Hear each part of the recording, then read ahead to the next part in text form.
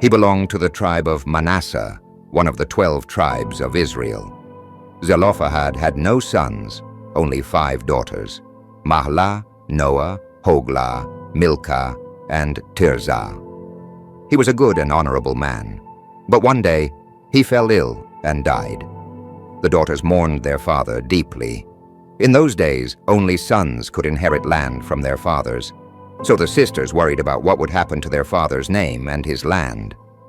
They felt lost and unsure, but they loved their father and knew they had to do something. Mahlah, the eldest, gathered her sisters and said, "We cannot let our father's name disappear.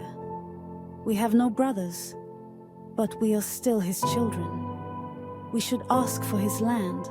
The sisters agreed, but they were scared. In their culture, it was rare for women to speak up in matters like this. But Mahlah reminded them, "God is just, and he listens to the cries of his people. Let us trust in him." The sisters knew it would not be easy, but they decided to take their case to Moses, the leader of Israel, and to the elders who helped govern the people. The day came when the 5 sisters stood before Moses, Eleazar the priest, and all the leaders of Israel at the tent of meeting. Their hearts pounded with fear, but their faith gave them courage. Mahlah spoke up, her voice steady. "Our father died in the wilderness, but he was not part of Korah's rebellion against the Lord. He left no sons, only us, his daughters. Why should our father's name disappear from his clan because he had no son? Give us property among our father's relatives." The people gasped. No one had ever heard such a request before. The leaders murmured among themselves, unsure of what to do. Moses listened carefully to the sisters. He saw their sincerity and courage. He knew this was an important matter, so he decided to bring their case before God. Moses went into the tent of meeting and prayed to the Lord. He said, "O Lord, what should we do about the daughters of Zelophehad?" Then God spoke to Moses in a clear voice. "The daughters of Zelophehad are right.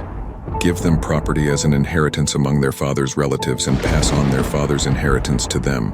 And tell the people this law. If a man dies and leaves no son, then his inheritance should go to his daughter."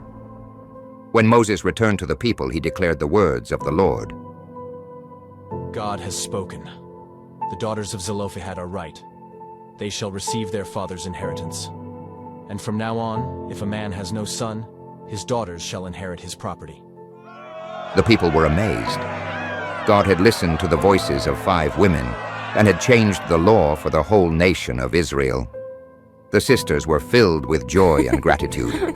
They knew that their father's name would not be forgotten, and their faith had been rewarded. But their story did not end there.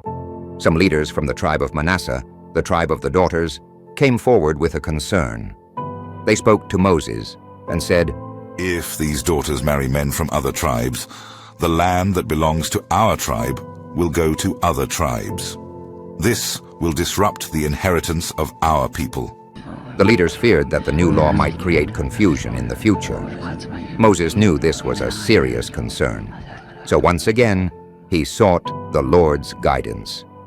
God answered Moses, saying, "The daughters of Zelophehad may marry anyone they wish, but they must marry within their father's tribe. This way, the land will not move from one tribe to another." Moses gathered the people and shared God's command. "The daughters can marry whom they choose, but they must marry within the tribe of Manasseh." The daughters listened carefully. They understood that God's wisdom was protecting the unity and fairness of Israel's inheritance. The 5 sisters honored God's command. Each of them married a man from their own tribe, the tribe of Manasseh. They were happy because they had kept their family's land and honored both their father and the Lord. Their story spread throughout the camp. People began to see them not only as brave women, but as women who respected God's will. The sisters became symbols of faith, courage, and obedience. Years later, when Joshua led the Israelites into the Promised Land, it was time to divide the land among the tribes. The daughters of Zelophehad came forward once more. They reminded Joshua of God's promise through Moses. Joshua remembered God's command and honored it. He gave them their father's share among their relatives. The 5 sisters looked upon the land, knowing it was theirs by God's decree. They were filled with joy and pride, knowing that their father's name would live on. The story of Mahlah, Noah, Hoglah, Milcah, and Tirzah was remembered for generations. They had shown that God listens to the cries of those who seek justice and fairness. Their courage had changed the laws of a nation, proving that faith in God can bring about change even in the hardest of situations. Their names were written in the records of Israel, and their legacy lived on as a reminder that anyone, no matter how small or seemingly insignificant, can make a difference when they trust in God. In modern day, the land associated with Zelophehad and his daughters is located in the region of ancient Canaan, which corresponds to parts of modern-day Israel and Jordan. And so the daughters of Zelophehad became known not just for their courage, but for their unwavering faith and trust in God.